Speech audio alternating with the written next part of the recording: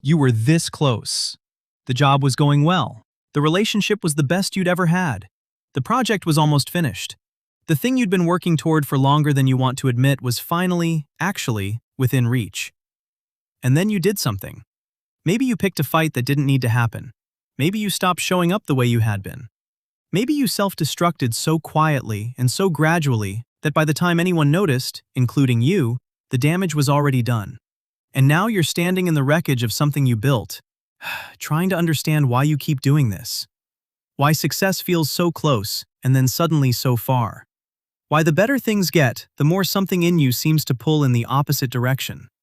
If that pattern is familiar, stay till the end. Because what's actually happening underneath self-sabotage is not what most people think. And once you understand it, the pattern that has felt like a personal failure for years is going to start looking like something completely different. Let's start with what self-sabotage actually is. Because the popular version of this conversation tends to go straight to discipline, willpower, and mindset. And all of that completely misses the point. Self-sabotage is not laziness wearing a complicated name. It is not a lack of ambition. It is not what happens when someone doesn't want it badly enough. Self-sabotage is what happens when two parts of you want completely different things. And the part that wins is not always the one you'd choose if you were deciding consciously. Psychologists studying this pattern identify it as a conflict between conscious goals and unconscious protective strategies. The conscious part of you wants the promotion, the relationship, the finished work, the better life. The unconscious part of you has a different agenda entirely. And it has been running that agenda since long before you had the vocabulary to name what it was doing. Here's where it gets important. The unconscious protective strategy is not trying to hurt you. It is trying to keep you safe. From something that happened before. From something that success or intimacy or being fully seen once produced that was painful enough that a part of you decided never again. The self-sabotage isn't the enemy, it's the bodyguard. A very old bodyguard operating on very old information, protecting you from threats that may no longer exist, in ways that are actively destroying the things you're trying to build. Let's talk about the specific forms this takes, because self-sabotage wears a lot of different faces. The most recognizable one is procrastination. Not the ordinary kind where you delay a task you find boring. The specific kind where the thing you're delaying is the thing you say you want most. The business you keep almost starting. The creative work that stays almost finished. The conversation that keeps almost happening. Research from clinical psychologist Neil Fiore, who spent decades studying procrastination patterns, found that the most persistent procrastination is almost always tied to fear. Not laziness. Fear. Specifically, the fear of what completion would mean. Because completing the thing makes it real. And real things can be judged. Real things can fail. Real things can succeed and then be taken away. Not finishing keeps you in a space where the possibility of the thing is still intact, and the threat of the outcome is still theoretical. The procrastinator isn't avoiding the work. They're avoiding the verdict. The second face of self-sabotage is more intimate and more painful. It's the pattern of choosing the wrong people. Not occasionally, consistently. The person who keeps finding partners who are unavailable or critical or unable to give the thing they most need, and keeps being surprised when it ends the same way.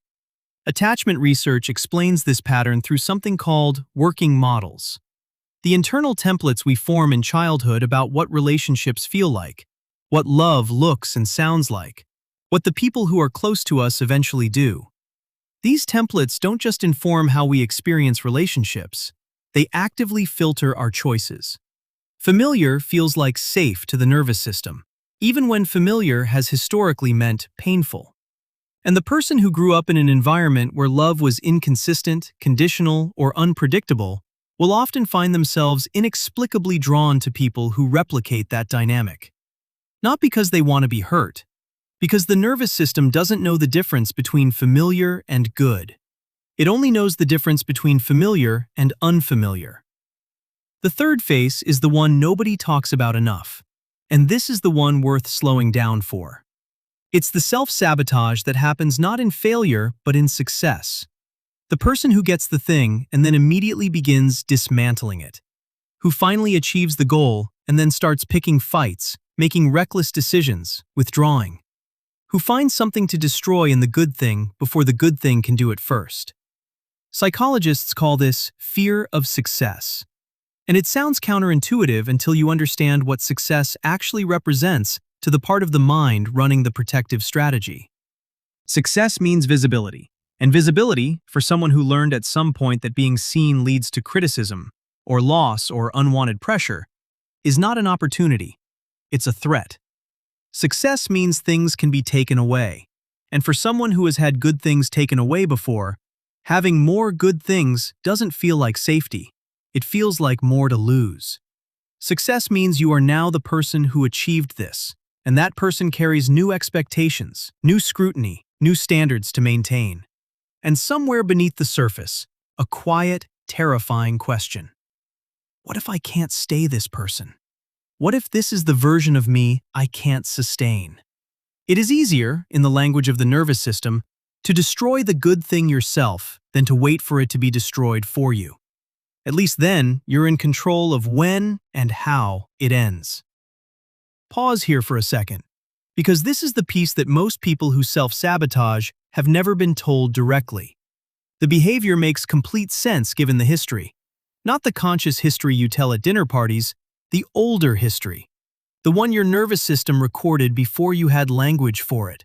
The moments that taught you that good things are temporary, that success invites punishment, that visibility is dangerous, that needing something is a liability. Self-sabotage is not a character flaw. It is a survival response that outlived its original purpose. So what actually changes this? The first thing is recognition. Not in the abstract, not as a concept you've read about, but as a specific, honest accounting of where the pattern shows up in your actual life. Not, why am I like this in general? Where specifically does the self-sabotage activate? What specific triggers consistently precede the behavior? What does it feel like in the body right before you do the thing you'll later regret? Getting specific converts a diffuse pattern into a visible one, and you cannot interrupt what you cannot see. The second thing is identifying what the behavior is protecting, because every form of self-sabotage is protecting something specific. Sometimes it's protecting self-image. If I never finish, I can never fail. Sometimes it's protecting relationships. If I don't succeed too much, I won't outgrow the people I love. Sometimes it's protecting against loss. If I burn it down, at least I chose when. The question that actually moves something is not, why do I keep doing this? It's, what am I afraid would happen if I didn't? The third thing is the slowest and the strangest. It's letting the nervous system accumulate new evidence. Because the protective strategy was built on evidence, specific experiences that taught specific lessons. And the only thing that actually updates those lessons at the level where the behavior runs is new experience that contradicts the old evidence. Staying in the good thing long enough for the nervous system to learn that good things don't always end. Having the difficult conversation and discovering that the relationship survived it. Finishing the work and finding out that the verdict, whatever it is survivable. None of this is fast. None of it is comfortable. And none of it can happen if the behavior keeps successfully protecting you from the experience that would update it. The bodyguard has to be given different orders. And the only person who can give those orders is the part of you that understands, finally, that the threats it was built to protect against are not the same as the life you're living now. You are not self-sabotaging because something is wrong with you. You are self-sabotaging because something once went wrong for you. And the part of you that survived it has been working overtime ever since. The goal was never to destroy your own success. The goal was to stay safe. You just need to teach that part of you that safe and successful are finally allowed to be the same thing. If this video described you more accurately than you expected, please subscribe. I would genuinely appreciate it.